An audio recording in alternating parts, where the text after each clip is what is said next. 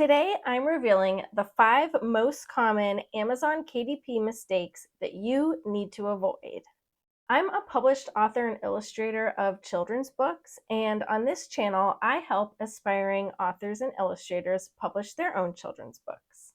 And I've seen the same 5 mistakes pop up time and time again with first-time publishing on Amazon KDP.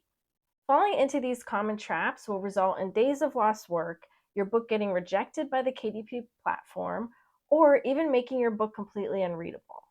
Ensuring you set up your Amazon KDP book correctly is crucial, and applying these small tweaks can determine whether your book succeeds or gets lost in the sea of self-publishing. The first big mistake that I see is with formatting. When you're formatting your KDP book, you need to pay attention to your bleed and your safe zone. I have videos to walk you through what those things are, but basically you need to not have small little things near the edge of the page where they're going to get cut off in the bleed zone because those are going to trigger an error. You can't have a white strip on the edge of your page, which I see that so many times over and over again. You also need to have all of your text inside the safe zone, which is going to be 0.375 inches from each edge of the page. If your text goes outside of that, you're going to get an error. And the biggest thing that I see with this is that people don't read the error message that Amazon sends them. They see the error message and they see all of the general text in the beginning, but if you really look, there's going to be a sentence there that says exactly which pages your errors are on, and you have to look at that because that's how you're going to fix your errors. And also, to the same point, the size of your actual PDF that you export needs to be 0.125 inches wider than the actual width of the book that you're selecting and 0.25 inches higher. So if the book that you're creating is 8.5 by 8.5, then your width needs to be 8.625 and your height needs to be 8.75. And I do have templates available for both Canva and Photoshop with the correct bleed added. So if you're having trouble getting the size right, you can definitely check those out. I'll have links in the description for you. And then when you export your PDF, you always want to make sure you flatten it when you export. And that's going to make sure you don't get any weird processing errors. And also, it'll make sure that everything stays exactly where you want it to be and everything is in the exact right place when you import it into Amazon KDP. The next big mistake that I see is people picking the wrong options in Amazon KDP. Your PDF might be formatted correctly, but if you choose the wrong options, you're going to get errors. One of the biggest ones is that people pick the wrong paper type. And if you're doing a children's book that's in color, you need to select premium color. If you select standard color, then you're going to get a page count error. And another thing that I see a lot is people picking hardcover instead of paperback. And then if you do that, you're also going to get a page count error. That one's going to say your book needs to be at least 75 pages because that's Amazon's requirement for hardcover books. So you just need to make sure that you select a paperback book. It needs to be premium color, and you do need to pick with bleed as well.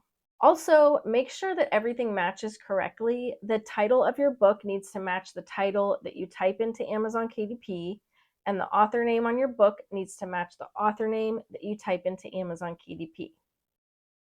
Another mistake that I see people make all the time is using standard fonts for their book. The thing about this is that when you use just a standard font like Arial or Canva Sans, you might not think much about how it looks, and you might just think, oh, it's just a font.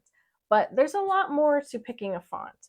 The font that you pick needs to go with the style of the illustrations in your book, and it needs to show that you actually put time into your book and you put time into designing your book. And using a standard font just looks like you didn't put a lot of time into it. You just typed out the words and you just left it as is. I'm not saying this to hurt anyone's feelings if you used a standard font. I'm just trying to help you make your books better. Another mistake that I see new authors do all the time is relying on just Amazon sales and just online sales. So, you might post your book and then wait for it to sell. maybe post it on social media, maybe post it in like groups, like homeschool groups, and maybe on Reddit or on Facebook. But in my experience, I've found that in-person sales do so much better because when you're online, there are millions of books online. Your book is going to get lost in the sea of books. Unless you have some kind of really big audience that is already your audience that you already communicate with, and then you're making a book in that genre, then yeah, like online sales are really good. But if you're a new author that's just starting out, what has worked really great for me and for a lot of people that I know is bringing your book to local bookstores and getting them in that bookstore and having the bookstore order them off of Ingram, which, by the way, if you use expanded distribution on KDP, your book is in the Ingram catalog because Amazon KDP will put your book in the Ingram catalog. So you can bring your book to bookstores, you can tell them to order it from Ingram, or you can also sell them your books directly, which you'll make a lot more money that way. You can participate in author events. You can have a table at craft shows and sell your books. And the more that you do this, the more books you're going to sell. You sell some here, you sell some there, and it's really going to add up. So, in a nutshell, going in person is how you're going to stand out among all of the books out there. The last big mistake that I see authors do is not adding A+ content to your Amazon KDP listing. And this is where you can add extra images of your book in the listing. So with Amazon KDP, you can only have the image of the front and the back cover for the main product image. And if that's all you have in your listing, nobody is going to know what is inside your book, what the story's about, what the illustrations look like. They're going to have no idea. And you would never go into a bookstore and just look at the cover and say, okay, I'll just get this, right? When it's a children's book, you want to look through, you want to see what the story's about. Does it look like it's good for the kid that you're buying the book for? And you want to see the illustrations. And that's what you need in order to buy the book. So you want to give your customer that same kind of experience. And you can do that by adding the A+ content. And I have a video that shows you just how to do this too. It's really easy, and you can add images from inside your book. You can describe what the book's about. And basically, you just want to kind of give your reader that experience that they would get if they were to go to the bookstore in person and be able to flip through the book. You want them to be able to see what is inside of the book. So that's it for my 5 biggest mistakes that new authors make on Amazon KDP. I hope this was helpful. If you have any mistakes that you'd like to share, you can share them down in the comments below.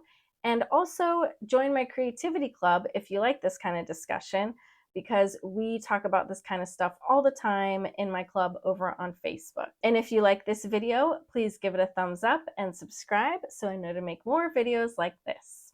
Thanks so much for watching. Bye.